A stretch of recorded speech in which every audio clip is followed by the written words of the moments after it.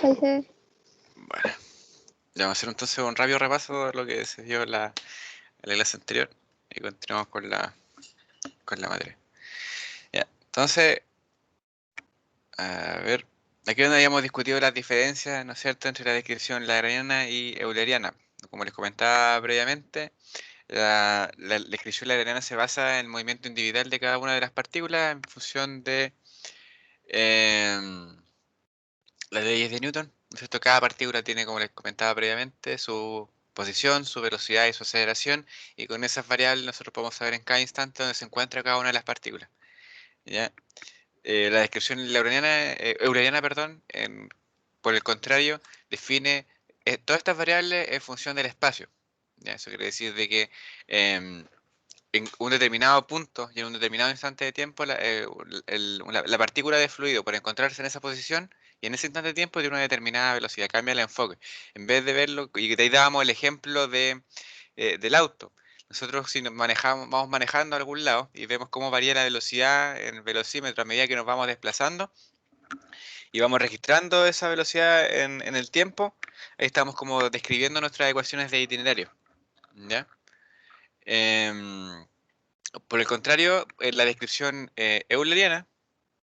¿Qué pasó? Un segundito.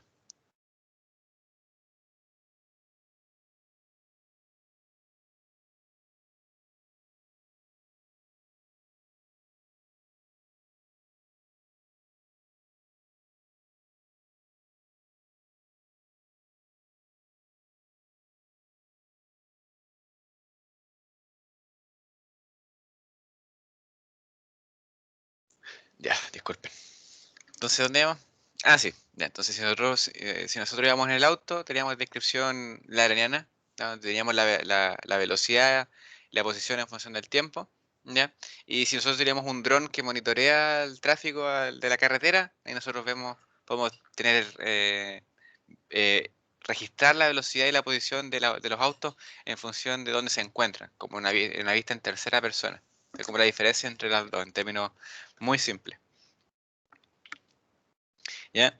Y a partir de eso describimos matemáticamente cómo a partir de la descripción lagrangiana llegábamos a la descripción euleriana, ¿ya? Y podíamos definir la aceleración de una partícula de esta forma, hasta que se muestra aquí. O sea que está ahí. ¿Ya? Y ese término es la aceleración en función de la posición y el tiempo. Ese término está compuesto por dos partes. El primero es la variación de la velocidad en función del tiempo, ¿ya? Y el segundo representa la variación de la velocidad en función de la posición. El primer término se llama aceleración local y tiene un valor de 0 para escurrimientos estacionarios. Recuerden que también conversamos qué es lo que era un escurrimiento estacionario. Y el segundo término se llama aceleración convectiva y puede tener un valor distinto de 0 para escurrimientos estacionarios. Todo eso se define en función del operador nabla que nos permite definir para la variación de la velocidad en función del espacio para cada componente de la velocidad. La componente u, que es la variación de la posición en x, la componente v en y la componente w en z. ¿Ya?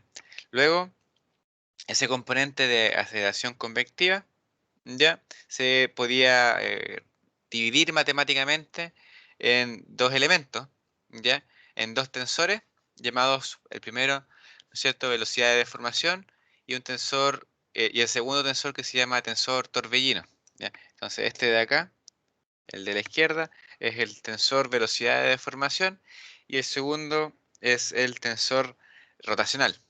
Esta separación se hace porque cada uno de estos términos que aparecen ahí representa fenómenos físicos distintos, ¿ya? Y eso es lo que vamos a ver hoy día, básicamente. Cada uno de esos términos tiene un origen físico que vamos a deducir a continuación, ¿ya? Entonces esto aquí tienen que tenerlo presente. Esto es lo que vamos aquí a desglosar, qué significa físicamente cada uno de esos términos, ¿ya? ¿Alguna consulta rápida de eso, chiquillos? ¿Algo que no les haya quedado claro?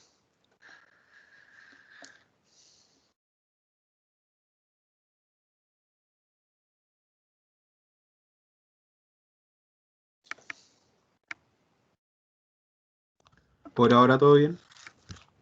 Ya.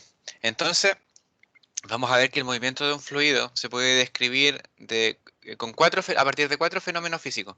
Nosotros tenemos un sólido, esto normalmente se hace en dos, en traslación y rotación, po. Un sólido puede tener una aceleración lineal y una aceleración angular, ¿no es cierto?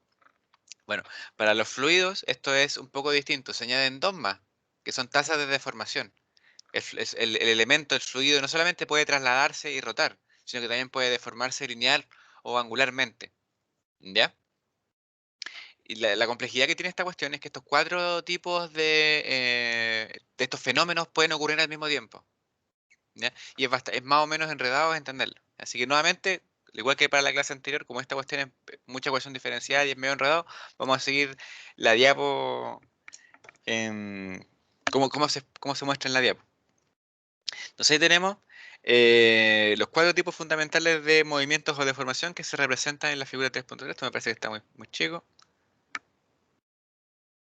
Tenemos primero traslación, ¿ya? Que es simplemente el desplazamiento lineal desde un punto hacia otro, ¿ya? Después tenemos deformación lineal. Deformación lineal es eso, cómo se deforma el fluido a medida que se va moviendo. En función de eso también de las velocidades, vamos a ver que se define de esa forma, ¿ya? El tercero es rotación, o sea, la existencia de una aceleración angular para el, ¿cómo es que se llama? Para el elemento de fluido. Y después deformación por esfuerzo cortante o deformación angular. Ya. Esto me parece que en algún momento lo vimos eso, los tipos de deformación, ¿se acuerdan? Creo que en la primera clase, de hecho. Entonces aquí incorporamos todas esas ideas en la descripción del movimiento del fluido. Estos cuatro movimientos se representan matemáticamente en función de razones, de tasas de algo, ¿ya? La primera es la velocidad, que es la tasa de traslación, la razón de traslación, la variación de la posición en función de el tiempo, ¿no es cierto? O del espacio. Después tenemos la razón de deformación lineal, que se representa en función de el cambio de, ¿cómo es que se llama? Del alargamiento o del acortamiento o de la deformación angular, dependiendo del tipo de... Ah, no, pues esta es deformación lineal. Sí, esto es directamente por el alargamiento o acortamiento de algún elemento de fluido. Después tenemos velocidad angular o razón de rotación, que es la existencia de una velocidad angular y una aceleración angular, lo que se ve en los cursos previos, ¿no es cierto? De mecánica, física 2 también se ve, si no me equivoco. ¿Ya? Y por último tenemos la razón de deformación por esfuerzo cortante, que eso es un poquito más complejo y que después vamos a ver cómo se representa. Todas estas se definen en términos de la velocidad y las derivadas de la velocidad que definimos previamente. Cada uno de estos fenómenos, de estos cuatro que están aquí, tiene su elemento correspondiente en este tensor eh, de variación de velocidades. ¿Ya? Entonces vamos a partir por el más simple, que es... ¿qué pasó aquí? ¿Por qué no se ve? Se cargó mal. Oye, Ahí sí. consulta. Los apuntes hay 3.2 sale de algo de derivada material. Y eso no Sí, sale. pero eso es... Lo que pasa es que la derivada material es esto.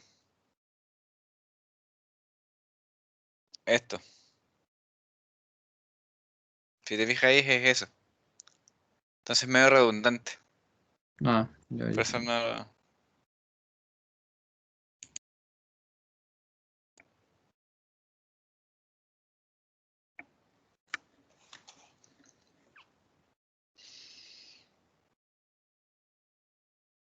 Ya, entonces primero el más simple, que es la razón de traslación, que el vector de razón de traslación se describe en forma matemática como el vector velocidad.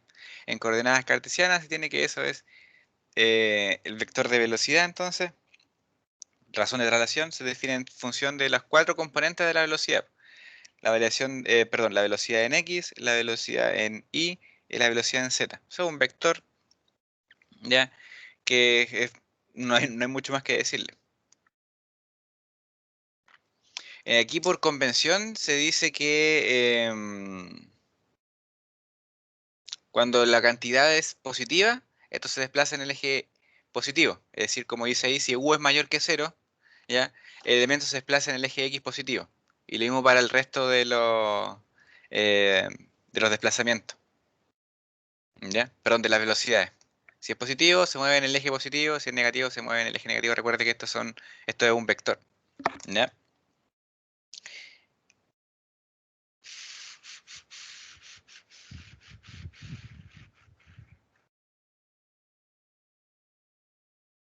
Y esos términos corresponden a...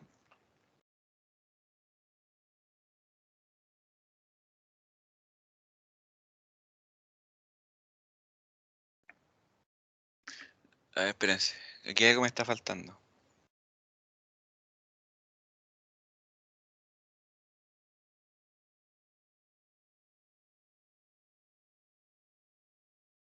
¿Dónde está esto? Tiene que ir más atrás, más atrás.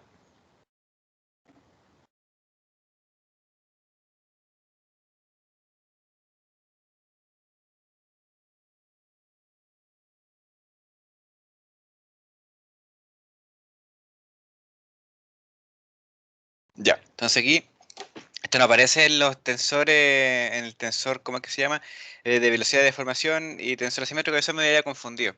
Esto nos permite definir la aceleración, todos estos términos de aquí.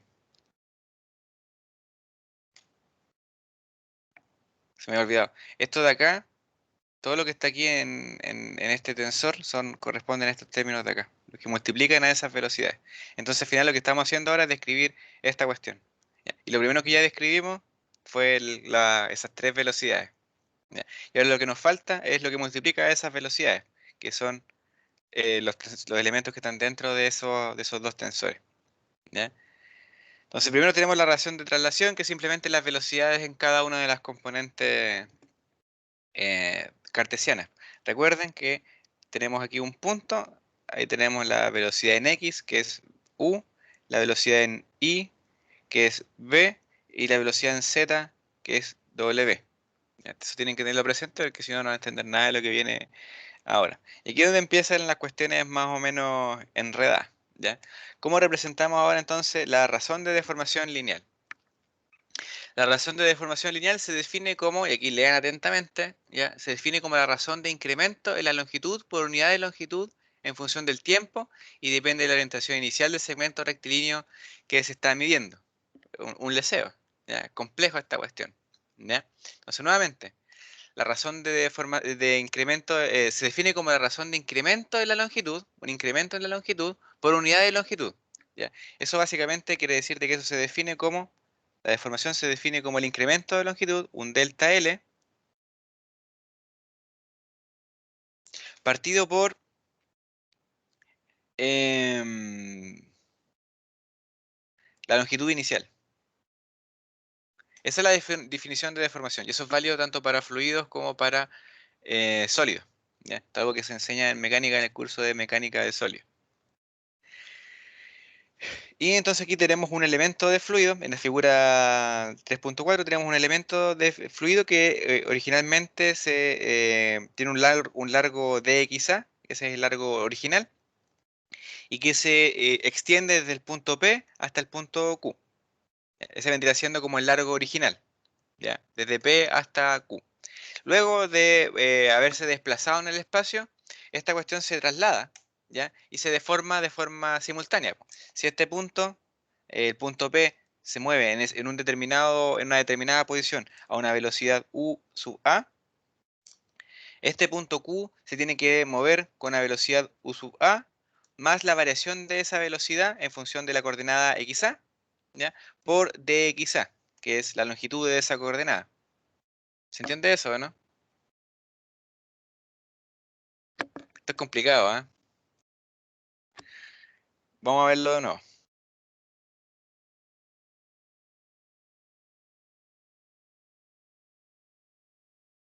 Esta longitud, vamos a marcar con rojo, de P hacia Q.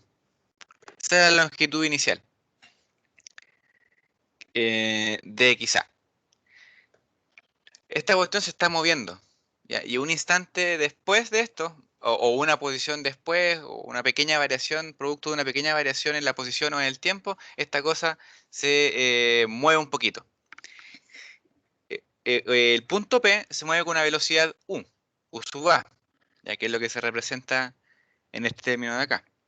Entonces, en ese determinado, en un instante de tiempo dt, esta cuestión se ha desplazado u por dt, ¿cierto? Y eso es lo que se representa acá.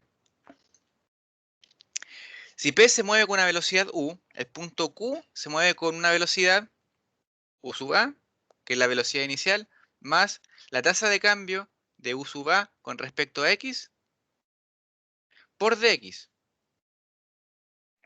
que es lo que se representa acá. ¿Ya?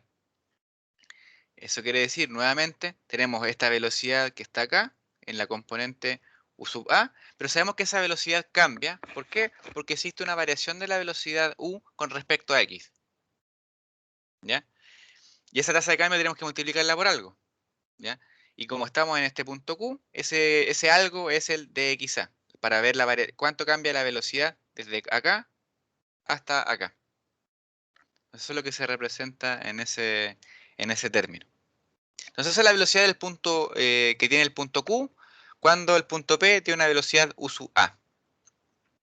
Esta cuestión se está trasladando en función del tiempo y la distancia que recorre el punto Q en ese instante de tiempo es su velocidad por el tiempo, por dt.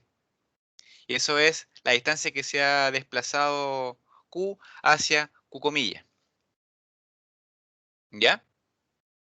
Entonces ahora, si nos vamos a la definición de deformación, tenemos que la definición de deformación nos dice que en el denominador, perdón, en el numerador, existe el cambio en la longitud. ¿Ya? Y ese cambio en la longitud, si lo vemos desde el punto de vista de nuestra figura, está representada por esto, que representa donde PQ, con comillas, representa el largo final, ¿ya? Y PQ sin comillas representa el largo original. Si restamos esas dos distancias, tenemos cuánto ha elongado el elemento en ese instante de tiempo de t. ¿Ya? Y eso es básicamente lo que se tiene aquí. Si observamos esto, tenemos que el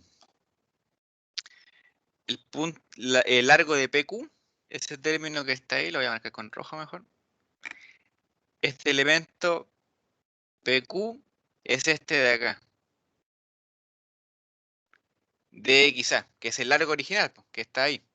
Es que ese es el largo original de nuestro elemento de fluido. Después, todo el resto de los términos tratan describen el largo después de ese instante de tiempo de t. Si se fijan acá, tenemos este primer término que representa la ubicación de el punto Q comilla.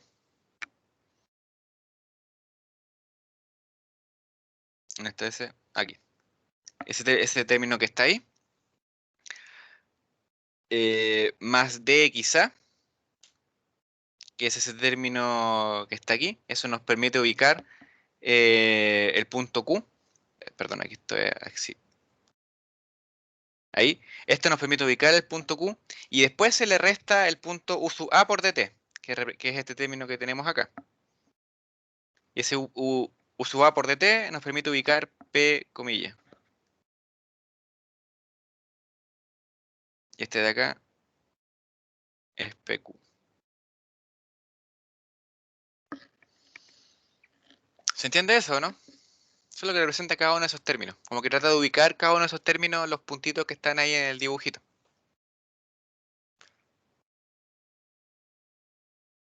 ¿Alguna consulta?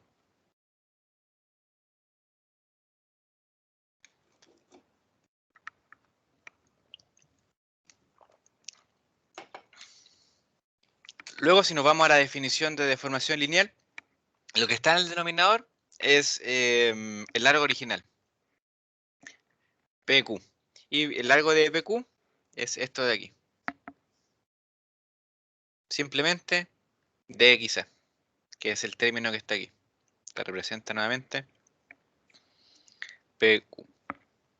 Si desarrollamos eso y simplificamos, nos queda que la deformación está dada por este término. Y la coordenada U sub A y XA puede ser cualquiera de las combinaciones de velocidades y ejes coordenados que están presentes en un fluido. ¿Ya? Puede ser, por ejemplo, U y X, B e Y y W y Z. Y así tenemos las en coordenadas cartesianas, tenemos las tres tasas de deformación lineal. ¿Ya? Y eso está representado en nuestro término de acá.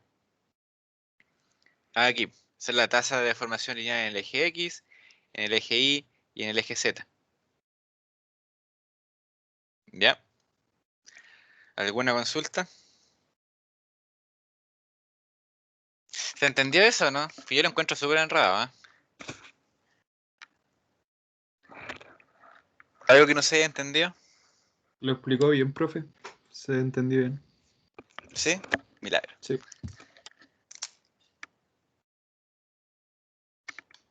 Ya, aquí vamos a introducir la razón de deformación volumétrica. Ya, que esto es algo que es sumamente importante. Ustedes se han fijado de que si ustedes, por ejemplo, ¿qué pasa si ustedes tenemos un elemento aquí, ¿no es cierto? Un cuadradito. Y aquí tenemos nuestro plano, nuestro eje coordenado. Tenemos aquí en Y y aquí en X. ¿Qué pasa si nosotros aplicamos una fuerza en la dirección Y? ¿Qué va a pasar con este elemento desde el punto de vista de la deformación? Vamos, esto está en el suelo por si acaso, no se puede mover.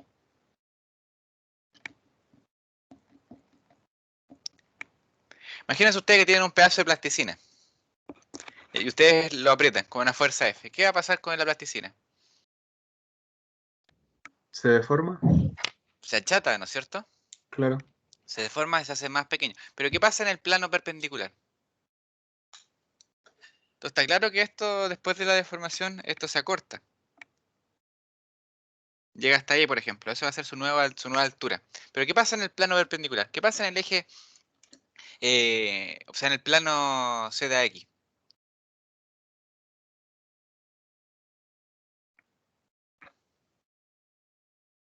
Igual se deforma, ¿o no? Sí, po, pero ¿qué pasa? ¿Qué pasa? ¿Qué tipo de deformación es esa? Como que se alarga. Se alarga, ¿no es cierto? Esto se hace más ancho. Entonces, después de la deformación, nuestra plasticina, perdón, queda de esta forma. Entonces, ha existido una deformación en ese sentido, ¿no es cierto? Y otra deformación en ese otro sentido. No, esto vendría siendo, ¿cómo lo puedo representar para que quede claro? Voy a tener que dibujarlo en 3D. A ver.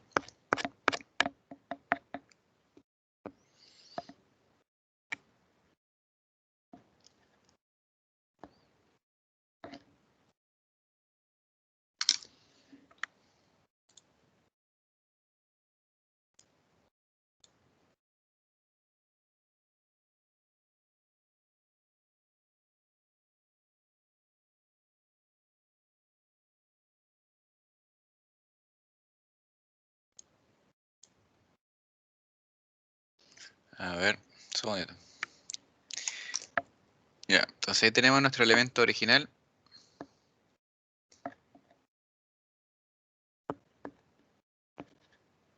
Y ahora le aplicamos una fuerza F.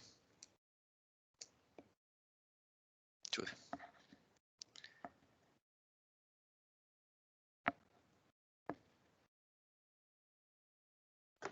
¿Qué va a pasar con esto? Esto se va en el plano. A ver, aquí tenemos, déjame dibujar el eje cartesiano como corresponde.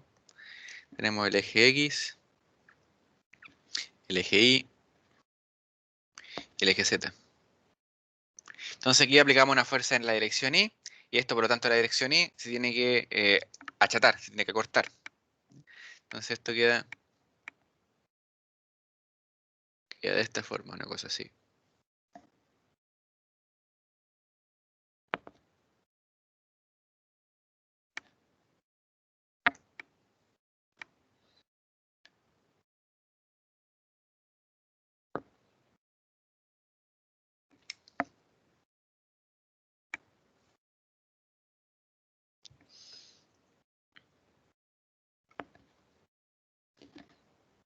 Entonces no sé si se alcanza a notar bien cómo se han desplazado los puntos ahí.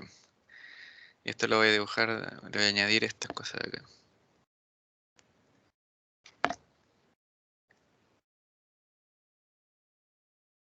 que me faltó aquí.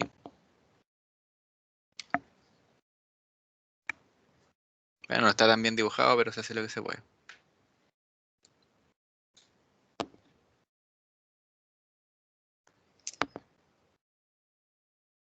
Ándale, está que es malo este lápiz.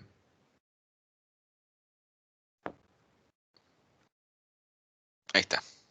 Entonces, si se fijan, en el eje Y, esto se ha acortado. Este punto se desplazó desde ahí hasta acá. ¿Ya? Pero también se desplazó en esa dirección, desde aquí hasta acá. Y en esta otra dirección, pues, de aquí hacia acá. Entonces, si bien en el eje, ¿cómo que se llama? En el eje Y hay acortamiento, en el eje X y en el eje Z hay alargamiento. Si esto fuese un sólido o un líquido, ¿ya? El volumen inicial y final tiene que ser exactamente igual. ¿Por qué? Porque los líquidos y los sólidos son aproximadamente incompresibles, ¿no es cierto? Entonces, eso es sumamente importante, porque esto después está relacionado con la ley de conservación de la masa, que lo vamos a ver después en el capítulo 4. Pero esa es una idea básica que tienen que tener presente.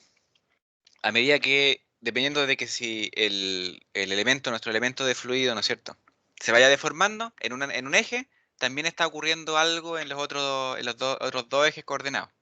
¿Ya? Eso es lo que trata de representar o que representa la razón de deformación volumétrica.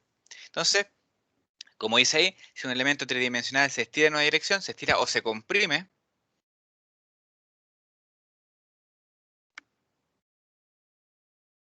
como ocurre en el ejemplo que estábamos discutiendo recién, suele contraerse o alargarse en las direcciones normales a la dirección de estiramiento o de acortamiento. ¿Ya? Si además el flujo es incompresible, el volumen neto del elemento debe permanecer constante. Eso es lo que trataba de lo que le contaba recién. El volumen inicial del cubito cuando está sin deformarse tiene que ser igual al volumen después de deformarse si es que eso es un sólido o un líquido. ¿Por qué? Porque son incompresibles. Su densidad tiene que permanecer constante.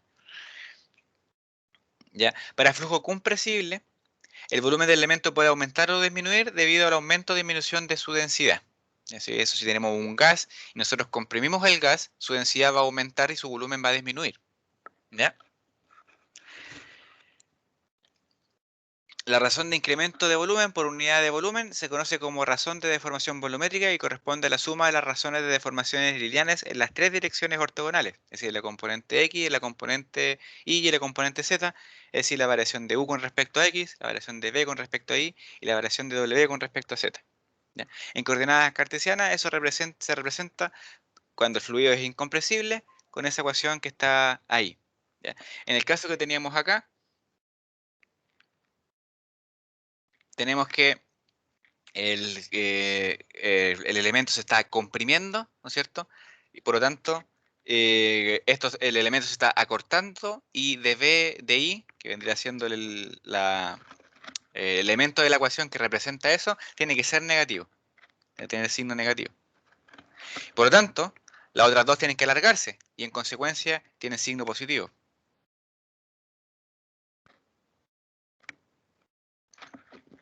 Y ahí, ¿no es cierto?, podemos ver de que esa igualdad sí puede dar cero y siempre se cumple que da cero. ¿Ya? De hecho, en mecánica de sólidos hay una propiedad que define la relación de deformación en un eje con las razones de deformación de los otros dos ejes, que se llama el Poisson. ¿Ya? ¿Alguna consulta con respecto a eso?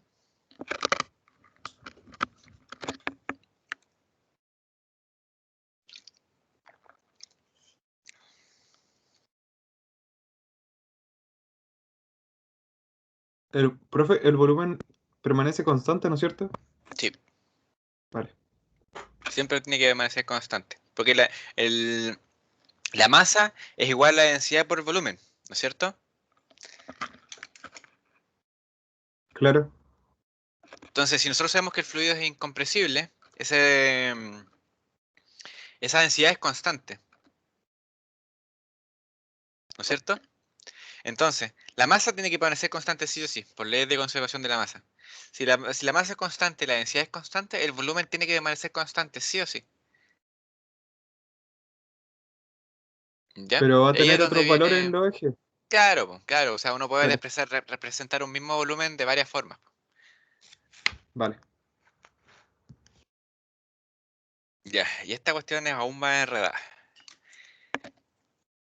Esta es la razón de deformación por esfuerzo cortante, ¿ya? Es decir, deformación angular, más común conocida, o deformación por cisalle, ¿ya? Que esto creo que también lo conversamos en su momento al inicio del curso. Y estos son los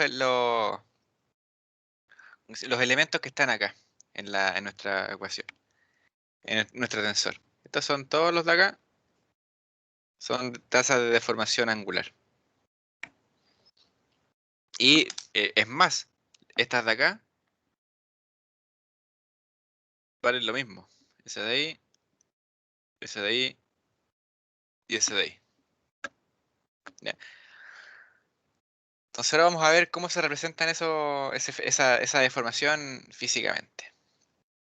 ¿Ya? Nuevamente esto es muy enredado, así que vamos a seguir la diapo.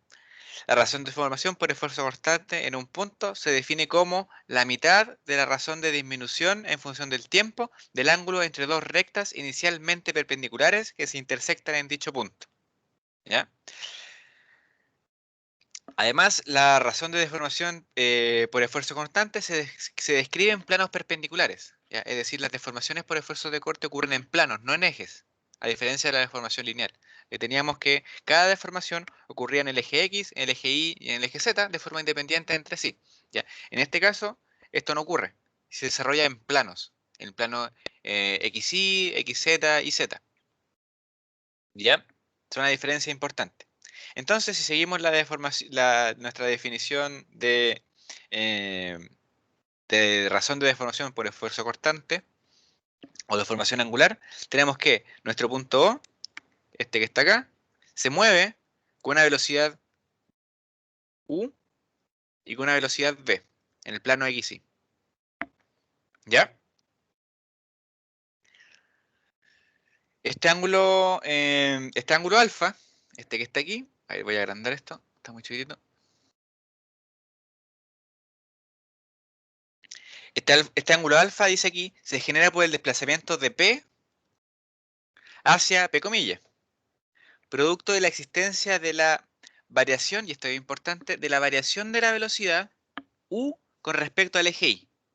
Eso quiere decir de que si originalmente el punto O se mueve con una velocidad, ¿cómo lo puedo representar esto?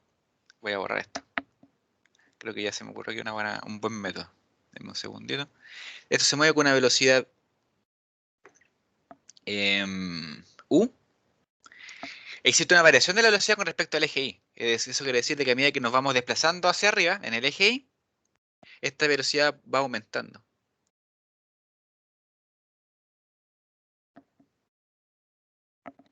Son los vectores de velocidad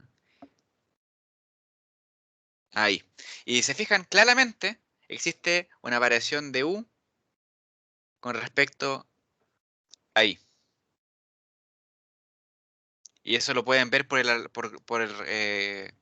¿cómo que se llama? Por el incremento de la longitud de estas flechas, po, que se desarrolla a lo largo de esta zona.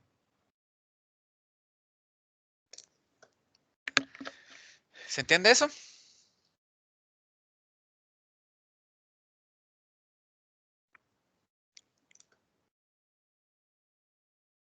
Parece que no.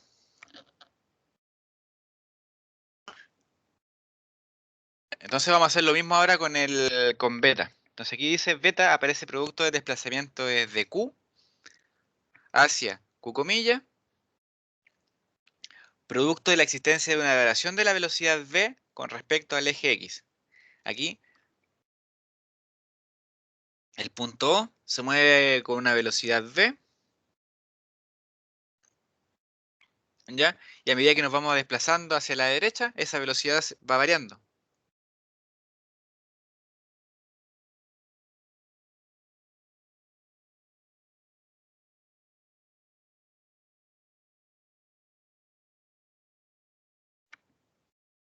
Y por lo tanto existe una variación de la velocidad v con respecto a x.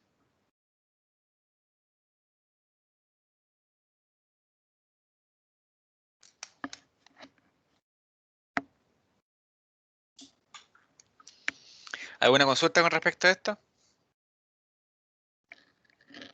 Profe, entonces, a medida que incrementa el eje Y, aumenta la velocidad Sí, U con la respecto a Y. velocidad en x, claro. La velocidad u. Vale.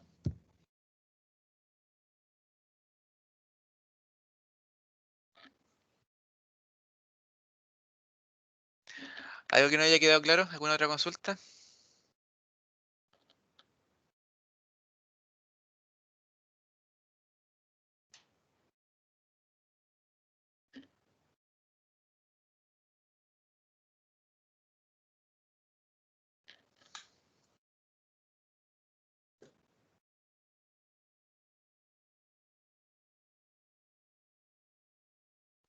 ¿Vamos a trabajar con el eje Z en esta Es que es lo mismo deformación? para todos los planos. Es lo mismo para todos los Ah, planos. vale. Tú puedes ir combinando y van a salir todos. Porque aquí tenemos uno de 3 planos, po. Aquí tenemos el plano X, y tenemos que también ver el XZ y el YZ. Pero ahí solamente es el mismo fenómeno, pero solamente se cambian las combinaciones de letras nomás. Entonces es como medio, ¿cómo se llama? Redundante verlo por cada uno. Demos un segundo que registrar aquí algo aquí.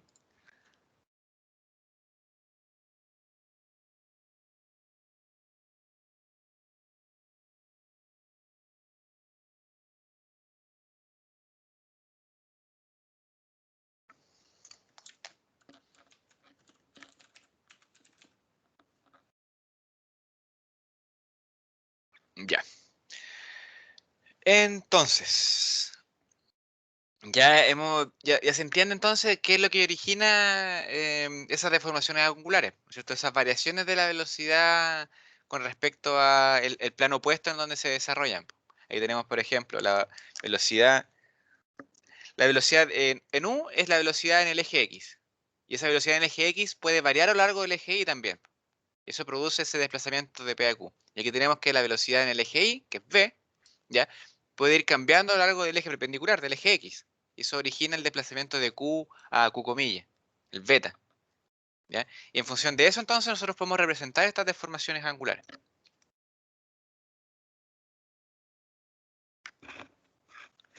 Ya, en el plano XY, la razón de deformación por esfuerzo cortante está dada por este término. Esta es la definición de esfuerzo cortante. ¿Ya? Un medio de la del desplazamiento angular en XY por dt. ¿Y por qué se pone un medio? Porque aquí se representa, porque esto también puede ocurrir en IX, ¿ya? Que es básicamente lo que ocurre con estas aristas, en torno a este vértice. Eso es simétrico con respecto a lo que ocurre, lo que ya describimos, ¿ya? Entonces, para no representar lo mismo dos veces, eso se divide en dos partes. Y por eso aparece también esto de esta forma. Acá. Esto representa, esto vendría siendo en XY, y esto es en IX. Y si se fijan, es lo mismo, ¿ya? Y esto está todo multiplicado por un medio, ¿ya? Entonces esto está multiplicado por un medio, y esto está multiplicado por un medio. Igual que lo que aparece acá. Ese de un medio de ahí. ¿Ya? Eso, como les digo, es para no representar dos veces el mismo fenómeno físico. ¿Ya? La deformación entonces en el plano XY se define como la diferencia entre los ángulos en el producto de las rectas OP y OQ antes y después de la deformación. Eso se representa acá. El gamma 1 representa el ángulo antes de la deformación, que es 90 grados, y el gamma 2 representa el ángulo después de la deformación. ¿Ya? Y aquí se restan. Si se restan, lo que nos queda es lo que nos queda de la diferencia de estos dos es todo esto de acá y todo esto de acá.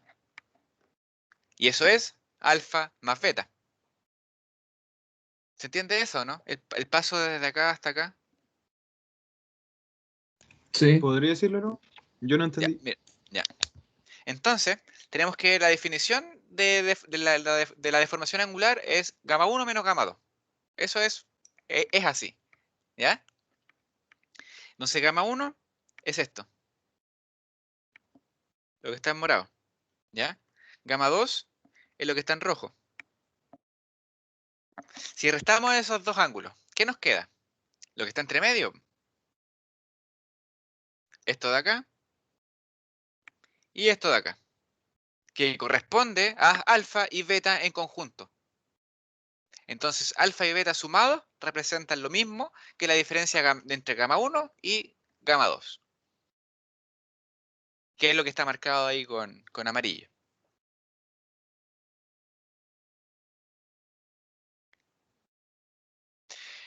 Entonces ahora hemos definido la deformación en función de cosas que nosotros podemos representar mediante, mediante nuestras derivadas, que lo vamos a ver a continuación. ¿Ya? Pero antes de eso, necesitamos saber algo. Necesitamos un dato adicional, ¿ya?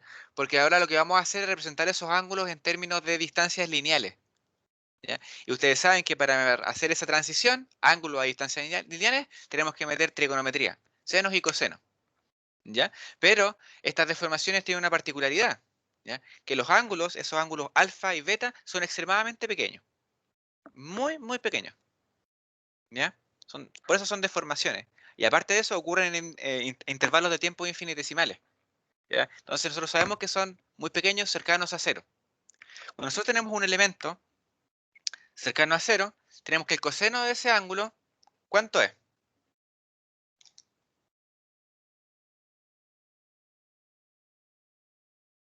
¿Cuánto es el coseno de cero? 1. 1, ¿ya? Pero aquí como no estamos directamente hablando del coseno de cero, sino que de un elemento muy cercano a cero, ¿ya? Decimos que el coseno de ese ángulo es aproximadamente igual a 1. Entonces esto lo vamos a desarrollar un poco. Esto es lo mismo que algo así, aproximadamente igual a 1. ¿Ya? Y para el seno de cero, debería quedar 0, ¿no es cierto? Pero lo que se hace acá es que como esto está en radianes, ese ángulo muy chico, en vez de dejarse directamente como 0, se deja como el mismo ángulo, en radianes, ¿ya? Y esto queda teta. Entonces el seno de ese teta, que es aproximadamente 0, queda como teta, que también es aproximadamente igual a 0. Es como una línea, eso se llama una linealización. Y de esa forma, eso llega a que la tangente de teta es aproximadamente igual a teta, para un ángulo cualquiera muy cercano a 0, en radianes, ¿ya? Entonces, teniendo esto último en cuenta, uno puede representar esos ángulos en términos de las distancias lineales que describen cada uno de los desplazamientos de P y Q. Entonces, lo que se representa acá es básicamente cada una de esas aristas. Nosotros sabemos que, por ejemplo, para alfa, el punto O se desplaza con una velocidad U, ¿no es cierto? Y el punto P comilla se desplaza con una velocidad U más la variación de U con respecto a I por dt. Perdón, por d. Entonces, esa es la velocidad del punto P comilla. Eso en un instante de tiempo, ¿cómo que se llama? Dt, lo podemos representar de esta forma. Tenemos entonces que dentro de ese instante de tiempo dt, esto se ha desplazado de esa forma, el punto O se ha desplazado de esa forma, y la diferencia entre los dos queda esa distancia. La distancia entre P y Q y P comillas, que vendría siendo entonces la variación de U con respecto a I por DI por DT.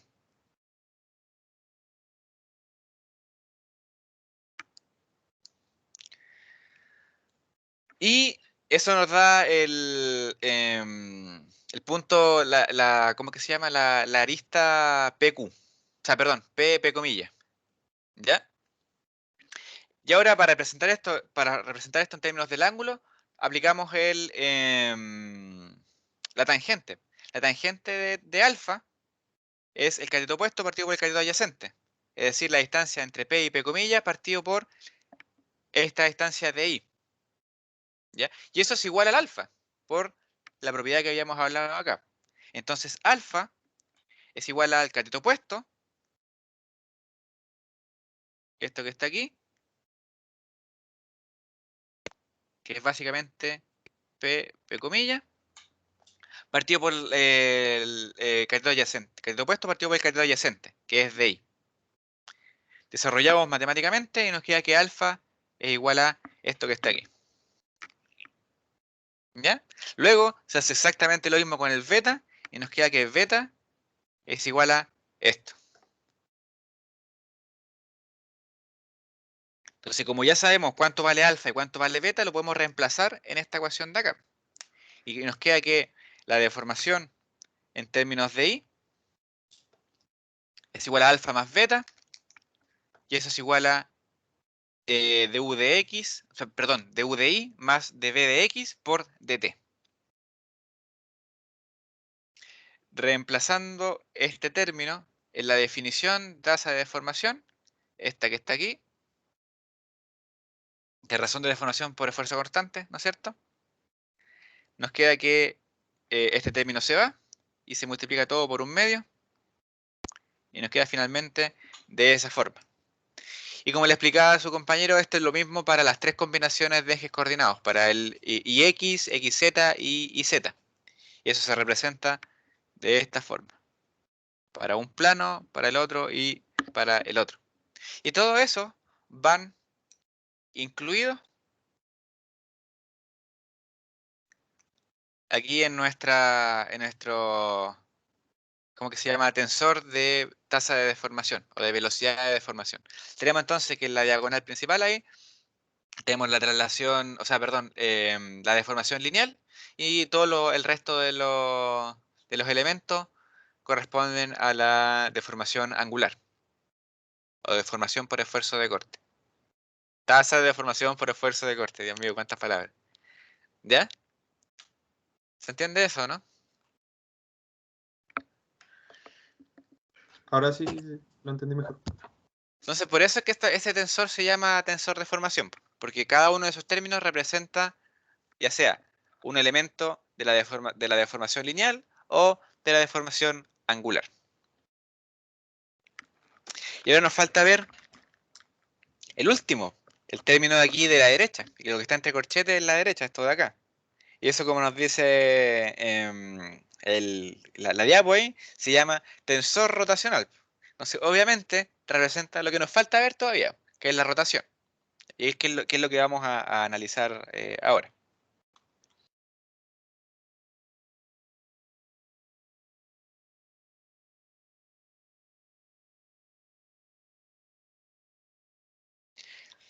Entonces este es nuestro último análisis y creo que con esto se termina el capítulo 3, ¿no es cierto? Vamos a mostrar ahí para que se vayan cargando las otras diapos. Sí. Se nos queda ver esto y estamos.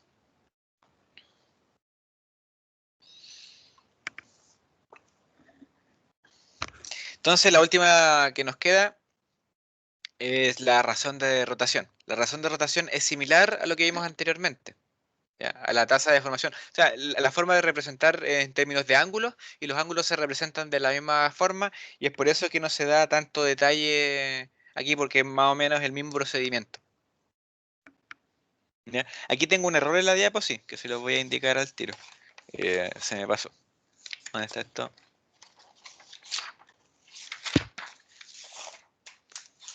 Esto aquí copié y pegué mal. ¿Ya? Esto no es, este término de acá es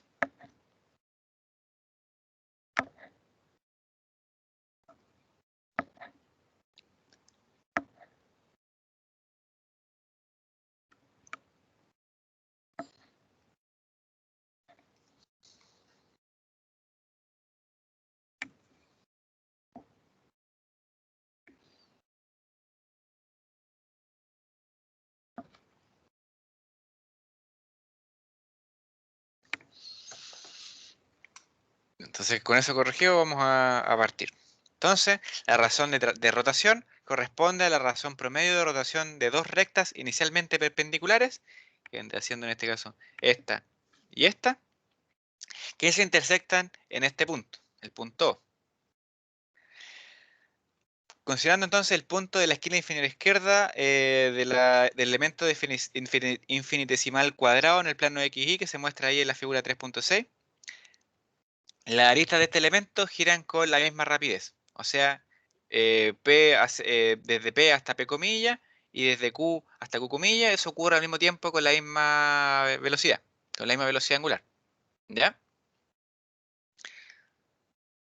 Entonces dice ahí, considerando un elemento de fluido durante un instante inicial t1 y siguiendo el giro de las rectas durante un incremento de tiempo de t2 menos t1, se tiene que, primero, la arista OQ gira un ángulo beta y la arista izquierda gira un ángulo alfa. Esa que está ahí. Y el ángulo promedio de rotación es alfa más beta partido 2. Eso se representa de esa forma porque al mismo tiempo puede estar ocurriendo deformación, deformación angular. ¿Ya? Recuerden de que estos 4 fenómenos pueden estar ocurriendo al mismo tiempo. Entonces, en caso de que ocurra deformación angular, independizar la rotación de ese fenómeno se considera el promedio, alfa más beta partido 2. ¿Ya? ¿Por qué? Porque si ocurre rotación, deformación, el alfa puede aumentar y el beta disminuir en la misma tasa. Entonces, al promediar, eso se compensa. ¿Ya?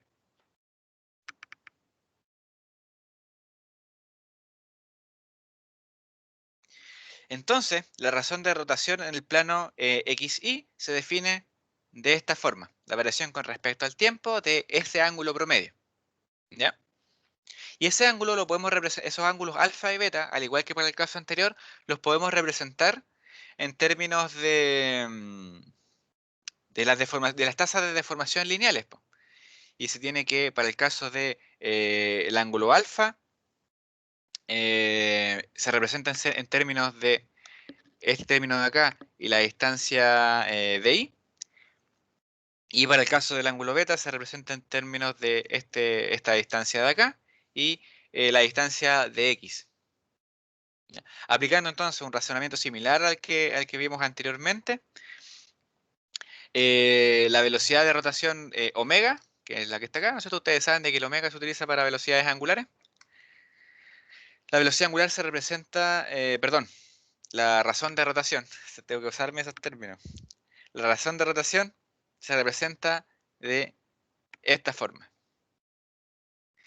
Este es un término de un vector, pues nosotros sabemos que la rotación se puede ocurrir tanto en el eje X como en el eje Y como en el eje Z, entonces eso lo podemos dejar en función de un vector de velocidad de rotación. ¿Ya? Y ahí simplemente cambiamos los términos que aparecen en la ecuación del omega por las distintas combinaciones de los planos coordenados em, que tenemos presentes, ¿no es cierto? Un segundito. ¿Qué pasó aquí?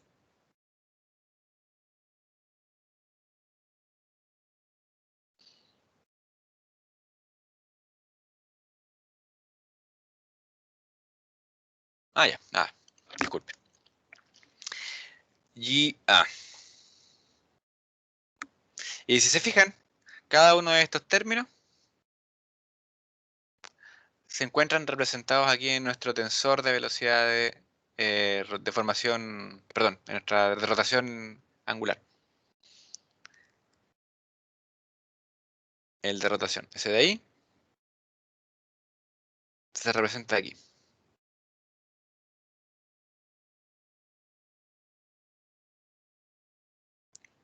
Si fijan, esos términos de ahí son iguales.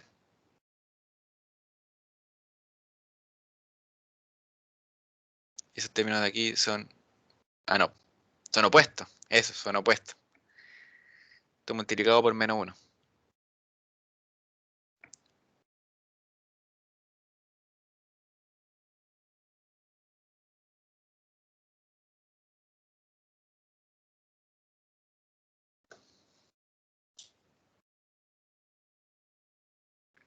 Y con eso ya, ¿no es cierto?, sabemos qué representa cada uno de esos términos en nuestro... ¿Cómo que se llama? En nuestro tensor ahí de velocidad de deformación. De rotación, perdón, de rotación. Hoy que enredada esta cosa. ¿Ya? ¿Alguna consulta?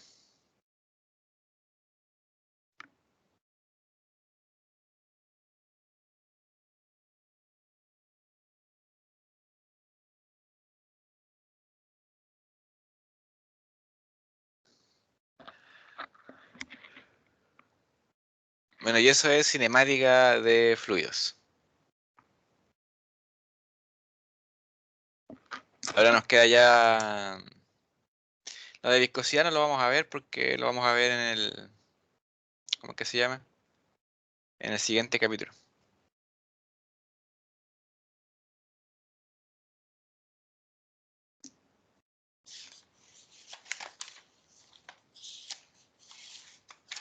Pregunta, ¿Mm? ¿hay como ejercicios de esto o no? No, Nada. no había que ser. No se lo- Esto es un planteamiento, ¿cómo es que se llama? Matemático nomás, po. Después de esto se utiliza, que es algo que nunca he alcanzado a ver por temas de tiempo, con las ecuaciones de Navier-Stokes. Esto es cinemática de fluidos, po. Cómo uno representa la velocidad, la aceleración y la posición, ¿ya? Después uno, utilizando esto, uno puede aplicar la segunda ley de Newton, po, ¿ya? Y describir no la cinemática de fluidos, sino que la dinámica de fluidos. Y eso se hace mediante las ecuaciones de Navier-Stokes, ¿ya? Entonces, a partir de la segunda ley de Newton, sumatoria de fuerza igual a m por a, utilizando esto, más una relación entre la viscosidad y las tasas de deformación y las tasas de velocidad, ¿no es cierto? Uno puede expresar las ecuaciones de Navier-Stokes, ya que son unas matrices parecidas a estas de acá. ¿Dónde está? No, más abajo. O no, más arriba. A estas de acá. ¿Ya? Si esto es la aceleración, esto ustedes lo tienen que multiplicar por la masa más una pila de cuestiones para obtener el efecto de la fuerza externa, etcétera, para obtener las ecuaciones de Navier-Stokes. Que eso es, normalmente debería alcanzar a ver en fluidos, pero nunca he alcanzado, la verdad. Siempre me falta tiempo. Cuando le hice clase, por ejemplo, a la Javi, el 2019, pasó que me fijaron las clases los lunes y los viernes, pues. Entonces, había un feriado, 3 horas de clases perdidas a la semana. Me acuerdo que hubo una semana en donde fue feriado lunes y viernes y no pude hacer clase como en 3 semanas. Y el año pasado, bueno, por temas de tiempo, por la pandemia y todo, generalmente no alcanzo a ver las ecuaciones de Navier-Stokes. Pero eso es básicamente lo mismo. Ahí lo que se hace es resolver ecuaciones diferenciales con condiciones de borde. Se aplica una pila de simplificación y uno puede obtener perfiles de velocidades eh, a partir de esas ecuaciones. ¿Ya? Pero vamos a ver si es que alcanzamos a verlo. La verdad es que no creo.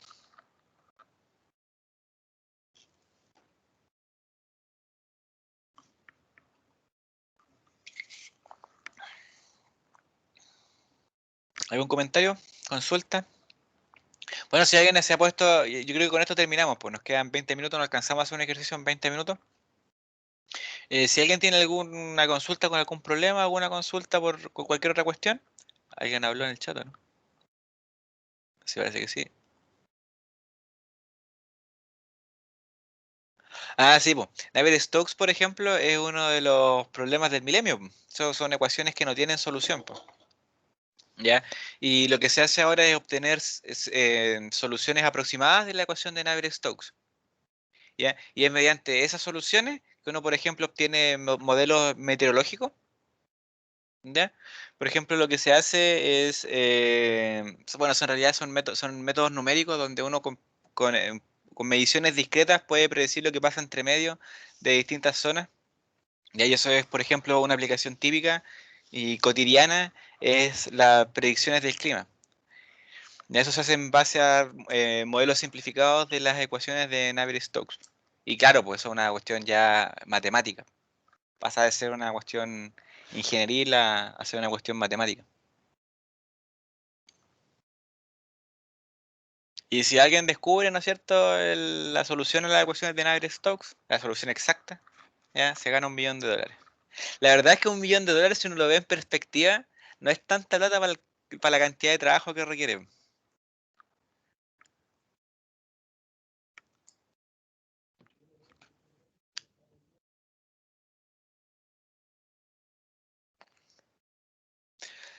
¿Estamos Profe, entonces o no? ¿Sí? las fórmulas que están encerradas en rojo ¿Sí? son las que... La deformación angular. vale. La que están en la diagonal son la deformación lineal. La que no está en la diagonal son la deformación angular. Y la de al lado es solamente velocidad angular. Vale, profe. Profesor, ¿para cuándo quedó fijada la clase que era mañana? Para el mismo día, si se fija ahí, hay una encuesta en Teams donde lo único que se hace es cambiar el horario. En vez de hacerlo en el horario donde los chiquillos tienen el certamen de AM, se hace en la tarde. ¿Ya? Ok, Y en la tarde ahí tienen que votar si es que se hace o no se hace. ok, gracias. ¿Mañana es clase teórica o vamos a hacer Ejercicio. ejercicios de flotación? No, vamos a empezar ya con el ejercicio de certamen. Es que flotación va a caer dentro de eso que vamos a ver. Ah, bueno.